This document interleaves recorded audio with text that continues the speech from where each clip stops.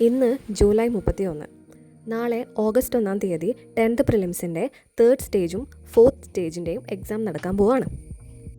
ആദ്യമേ പറയട്ടെ, നാളെ എക്സാം എഴുതാൻ പോകുന്ന എല്ലാ കൂട്ടുകാർക്കും എൻ്റെ ഓൾ ദി ബെസ്റ്റ്.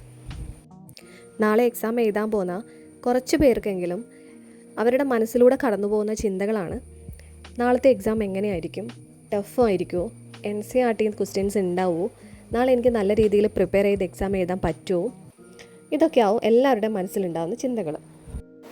ഈ എക്സാം വളരെ ഇമ്പോർട്ടൻ്റ് ആയിട്ടുള്ള ഒരു എക്സാമാണ്.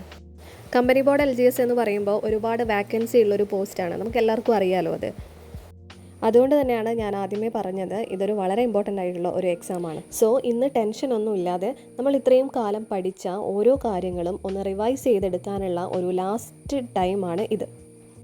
എക്സാമിൻ്റെ തലേ ദിവസം എല്ലാവർക്കും ടെൻഷൻ ഉണ്ടാവും. എനിക്കും ടെൻഷൻ ഉണ്ടായിരുന്നു. പക്ഷേങ്കിൽ നമ്മളൊന്ന് ആലോചിക്കുക, ടെൻഷൻ അടിച്ച് നമ്മൾ മറക്കാനുള്ളതല്ല നമ്മൾ ഇത്രയും കാലം പഠിച്ച കാര്യങ്ങളൊക്കെ അല്ലേ. ടെൻഷൻ വരുന്ന സമയത്ത് തന്നെ നമുക്ക് പല കാര്യങ്ങളും അങ്ങോട്ടും ഇങ്ങോട്ടും ഒക്കെ മാറിപ്പോവും.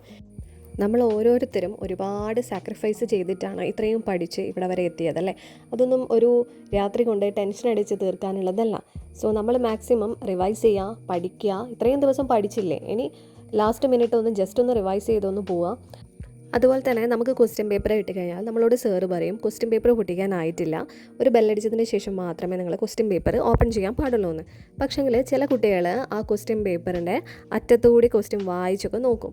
അതുപോലെ തന്നെ ഉള്ളിലൂടെയൊക്കെ നോക്കി വളരെ കഷ്ടപ്പെട്ട് അത് പൊട്ടിക്കാണ്ട് ഉള്ളിലൂടെയൊക്കെ നോക്കി ക്വസ്റ്റ്യനൊക്കെ വായിച്ച് നോക്കുന്നത് ഞാൻ കണ്ടിട്ടുണ്ട്. ശരിക്കും പറഞ്ഞാൽ അതൊരു തെറ്റായ ഒരു കാര്യമല്ലേ.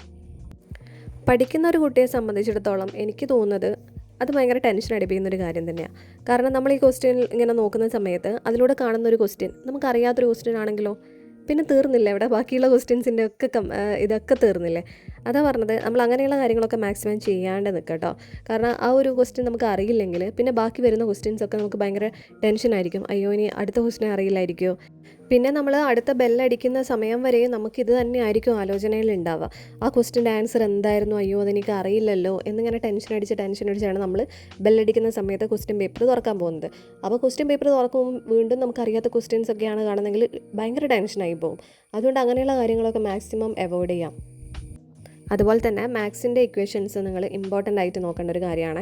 അതായത് ഇതിപ്പോൾ ലാസ്റ്റ് മിനിറ്റ് നമുക്ക് ചെയ്യാൻ പറ്റുന്ന ഒരു കാര്യമാണത്. മാത്സിൽ വരുന്ന കുറേ ഇക്വേഷൻസ് ഒക്കെ ഉണ്ടാവും അല്ലേ, അതുപോലത്തെ ആ കാര്യങ്ങളൊക്കെ ഒന്ന് ജസ്റ്റ് ഒന്ന് വായിച്ച് പോവാം. അതുപോലെ തന്നെ പിന്നെ നോക്കേണ്ടത് കറണ്ട് അഫെയർസാണ്. കറണ്ട് അഫെയർസിൽ മെയിനായിട്ടുള്ള പിന്നെ വേദികൾ, അതായത് G20 വേദികൾ, അതുപോലെ തന്നെ ബ്രിക്സ് ഉച്ചകോടി, അങ്ങനത്തെ കുറേ വേദികളുണ്ട്. അതുപോലെ തന്നെ ഡേറ്റ്സ്, ഇമ്പോർട്ടൻ്റ് ആയിട്ടുള്ള ഡേറ്റ്, അതിൻ്റെ തീമുകൾ, അതൊക്കെ നോക്കിയിട്ട് പോകണം. പിന്നെ നമ്മുടെ സ്പോർട്സ് റിലേറ്റഡ് ആയിട്ടുള്ള ക്വസ്റ്റ്യൻസ് അതൊക്കെ ഇമ്പോർട്ടൻ്റ് ആണ്.